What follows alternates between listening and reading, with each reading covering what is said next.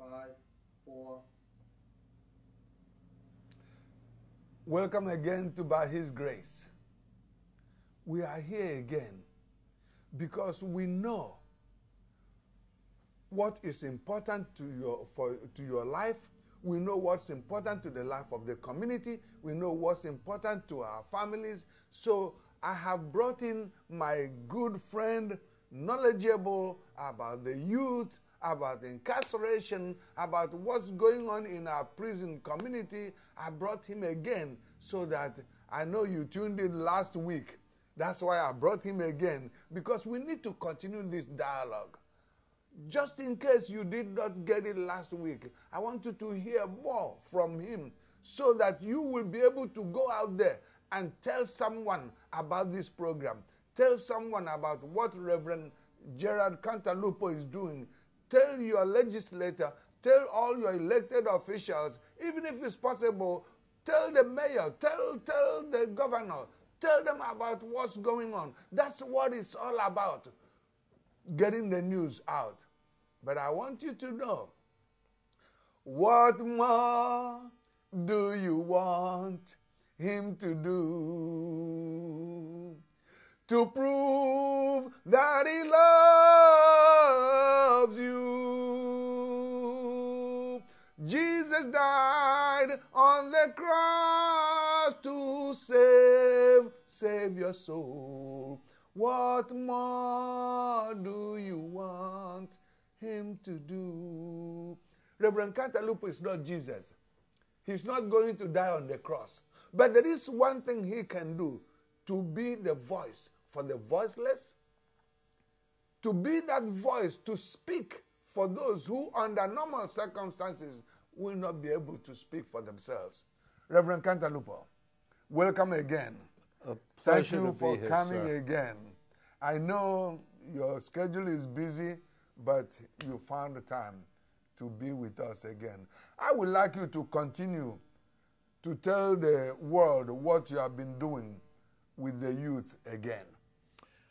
Again, in working with the youth, I'd like to mention at this time, there's a process by which you come to understand you're not bringing anything to them solely. It is not a mission by which you arrive and bring something to them. There's also a process of gaining understanding. Many people say today, well, our youth don't speak to us. But if you listen to DMX and the hip-hop singers, DMX had a line in his song, "Wear my shoes, cut your feet, and then you'll know why I do dirt in the street," to understand their background. What's that again? Wear my shoes? Cut your feet. Cut your feet. And then you'll know why I do dirt in the street. And then you will know why I do dirt in the street. Isn't that amazing? The metaphor of wearing shoes yet cutting your feet. When I asked a young man, did you ever discuss what was happening in your life with your family? And he said to me, discuss with my family. I never ate with my family. My mother was working 3 jobs. Wow. Well, what about your father? Did you know him? He said, no, I have a tourist dad. And I said, what's a tourist dad? He said, that's any man that was in the house at any time. Wow.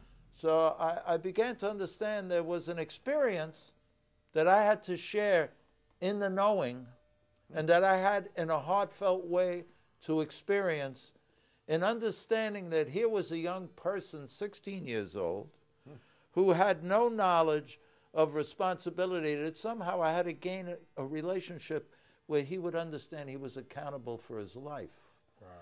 Wow. Jay-Z wrote a book called Decoded. I have the book right here. Oh, really? And I read this book, and he said, how are anybody in the community to see what is unseen in their lives?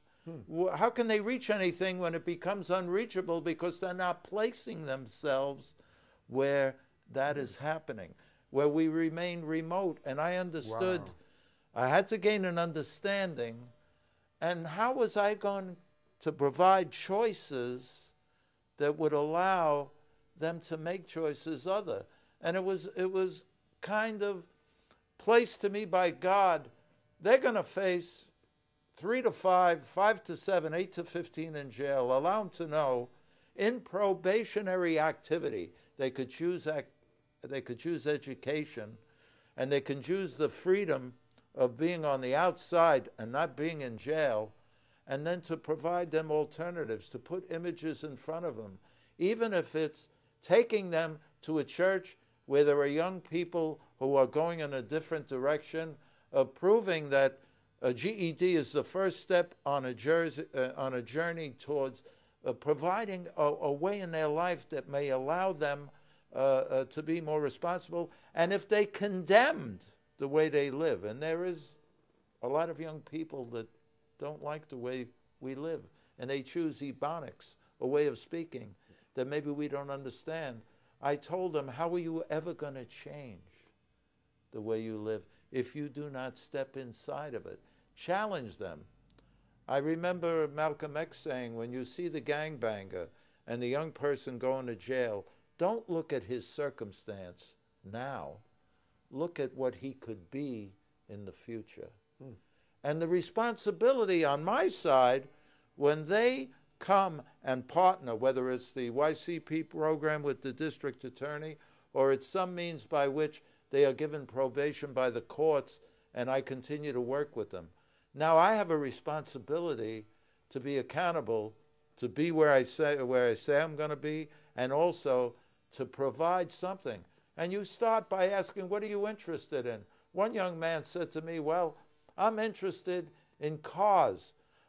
I'd like to be an auto mechanic. And I said, well, how are you going to be that if you're on the street buying and dealing? And then, you know, he may look at me and say, well, where can I get this kind of training? And that's where you get on the phone and you make calls and you find out through a resource at the DA's office, or you find out through a community-based organization that you can get him at a school that'll train him in auto mechanics. And then you can go and you look and you find a garage somewhere that's willing to pay him maybe a meager sum, but to start him on the road to get training until he can be an alternative. There's also the responsibility moving with that. You're with a 16-year-old. Very often his mother is 31. She gave birth as a teenager. You know, that mother's future partner or future husband maybe is somebody you'll turn around. And I realize the experience that we're involved in is building Zion's wall. You're trying to create a community that produces within itself. If we turn one around, we'll turn many around. Not through our further efforts, but through the efforts of those that we turn around. A gathering assembly of formerly addicted, formerly gangbangers, someone who was formerly incarcerated, and then to rid them of that title, and where they're walking and they're standing in the community in a way, Operation Stat, if you will, standing tall and talented. Wow. You know, I know myself, and I know I have not had the courage to go as often as I would want to jailhouses. Because in the back of my mind, I've always been thinking, I wonder how they're going to feel. I wonder how they're going to react when I want to talk to them. But when I see you do these things, when I see you minister to them, go to jailhouses, talk to them on the street corner, and I know when you were serving a church here downtown Brooklyn, you used to be on the street talking to all the drug dealers, and they seem to like you because I guess they know you are not there to destroy them, but to try to make something out of their lives. I just want to say, have you been to court with any of these young people? Many times I've stood with them in court, and there's a dual responsibility there. Very often to speak to the court, and you're seeking probation, you're seeking leniency, but you have a tiger by the tail, Pastor, because the family is in disarray, and the young